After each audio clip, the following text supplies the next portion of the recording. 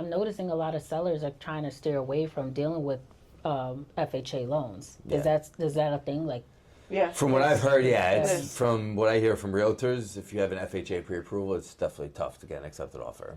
My Because- last accepted offer, the other agent did not think that I was going to get the house. And he was like, "You're not going to qualify for this. Can they get a conventional?" And I said, "Absolutely not. They're getting an FHA." So he was like, "Okay, we'll see if this goes through." And I'm like, I walked the house. I know my stuff. It's going to go through. It went through. Yeah. So, Sometimes sellers, they hear FHA. FHA is typically lower down payment and for people with less than stellar credit. So when they see FHA, they think that the deal might fall through because the borrower isn't as strong as maybe other borrowers putting 20% down on a conventional loan. So that's why it kind of falls to the wayside. But Wouldn't that count as discrimination though? Because that's technically being like, they don't have to come out and say it. The listing agent might not say, "Oh, this is FHA, I'm not accepting it."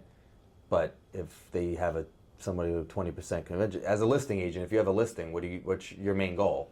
To make the most money to for make your the borrower, most money for the borrower. and to make sure that the loan closes. But sometimes the FHA loans are higher on the listing side than the conventional. I've seen that too before. I haven't But- had to deal with any, so I don't Yeah, And like I I've seen said, that FHA is before. it's a great product. You know, it helps people get their foot in the door at home ownership who might not be able to apply for conventional. You know, if your credit score is 620, you probably won't even qualify for conventional, and if you do, your PMI is going to be through the roof. So at least somebody with less than stellar credit could get FHA loan, put only 3.5% down. You could even buy a multifamily house, 2, 3, 4 family house for 3.5% down. So, right. but yeah, typically higher down payment, conventional, those get accepted more.